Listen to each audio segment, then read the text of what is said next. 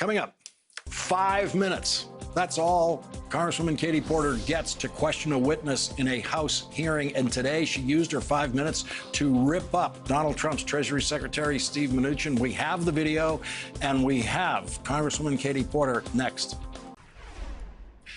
I'm sure not all super rich people are lazy and ignorant, but if you were to go by the ones who work in the Trump administration, well, let's consider the example of Treasury Secretary Steve Mnuchin, who, like Donald Trump, was born rich. Think about how lazy you have to be to testify in a hearing where Congresswoman Katie Porter is going to be asking questions and not prepare for that. Think of how lazy Steve Mnuchin's staff has to be, that none of them even bothered to tell Steve Mnuchin he was going up against one of the very best questioners in the history of the United States Congress, House and Senate. Steve Mnuchin demonstrated two things today: his ignorance of governing policy and his laziness in preparing for a confrontation with Katie Porter.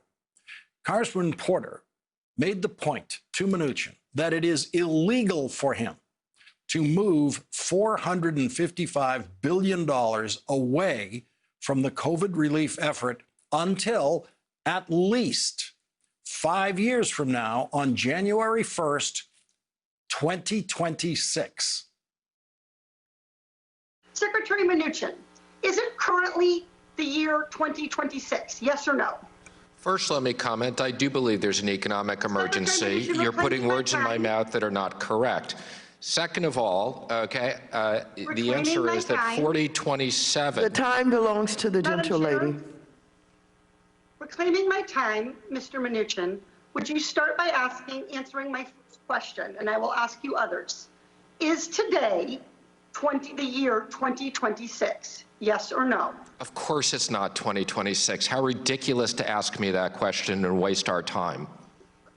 Well, Secretary Mnuchin, I think it's ridiculous that you're play acting to be a lawyer when you have no actually, I have plenty of lawyers at the Department of Treasury who advise me, so I'm more than happy to follow up with Chair Waters and explain all the legal provisions and the ranking member. So more than happy to make that access. Secretary Mnuchin, are you in fact a lawyer? I do not have a legal degree. I have lawyers that report to me. Thank you. Chair Powell, are you in fact a lawyer? I am a former lawyer, a recovering lawyer. You have a legal degree, correct? Yes, I do. Okay.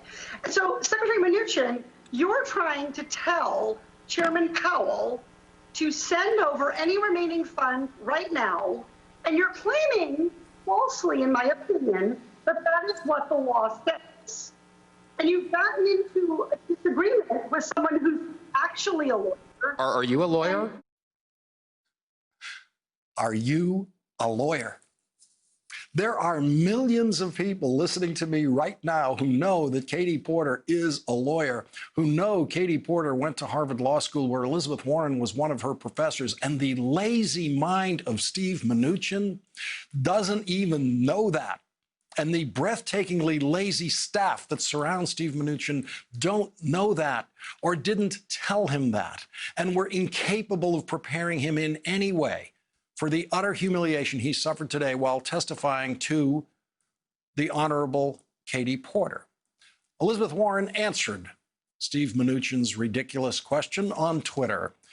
I've known Katie Porter since she was a law student in my bankruptcy class 20 years ago. To answer your snotty question, Secretary Mnuchin, not only is Representative Porter a lawyer, she can run circles around you and any of your legally questionable and morally bankrupt policy failures. And joining us now is Democratic Congresswoman Katie Porter of California, a member of the House Financial Services Committee and the House Oversight Committee.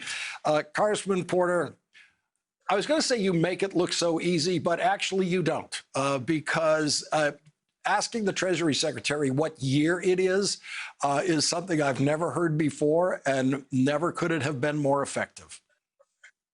Well, I'm really trying to get to exactly how he's managed to contort the law that Congress passed on a bipartisan basis to get to this outcome, which is apparently his desire to strip away $455 billion in COVID relief from the country, from the people of this country, right as the pandemic is at its height.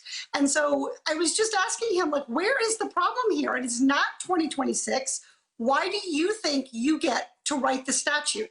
Why do you think you get to take this action? And I was really disappointed today that he showed such disdain for those of us who were asking questions on behalf of the American people. And that's $455 billion that should be there, ready for the Biden administration to make use of on January 21st. It seems like Donald Trump's Treasury Secretary wants to make that money disappear from the Biden administration's ability to use it on COVID relief. Well, and moreover, Lawrence, Chairman Jerome Powell, the chair of the Federal Reserve, who is himself a Trump appointee, has said that the circumstances are extraordinarily uncertain. Our economy is very uncertain. And Secretary Mnuchin asked for the money, and the Federal Reserve said, no, we need this money available to us to stabilize the market. So it's, yes, I think, I don't know what Secretary Mnuchin's mindset is, why he is doing this, but that we should be gravely concerned that the two people who are in charge of making sure our economy is stable during this incredibly difficult period don't seem to agree. And the one who is in fact not a lawyer seems to think that he has all the answers. And I would suggest that he listen to Mr. Powell, if not to me. I've got to ask you, when you're sitting there, when you're asking these questions, do you marvel at this the way I do? That I watch this and I think no one told Steve Mnuchin what he's up against when he faces Congresswoman Porter. I mean, can you believe that they walk into hearings that you're in still to this day without having the slightest idea of apparently what you're capable of in these hearings? Well, I will say today was not the first time in my life I've been underestimated, and I don't think it'll be the last. But I do at some point, I think the hubris that it takes to have that kind of approach in a hearing, I thought it was really disrespectful to the legislative branch, to our oversight obligation, to my colleagues and I who were trying to get answers for the American people, to essentially question whether I have the ability to ask the questions. And so I hope the American people understand that it wasn't that Steve Mnuchin was slighting me, he was slighting them. He was slighting the people's House and representative government, and that is a real concern. Congresswoman Katie Porter, I have to tell you that the workings of the House Financial Services Committee did not become a regular feature of this program until you and your freshman class joined that committee. A lot of extraordinary new members have been doing amazing work there. Congresswoman Katie Porter, thank you very much for joining us tonight.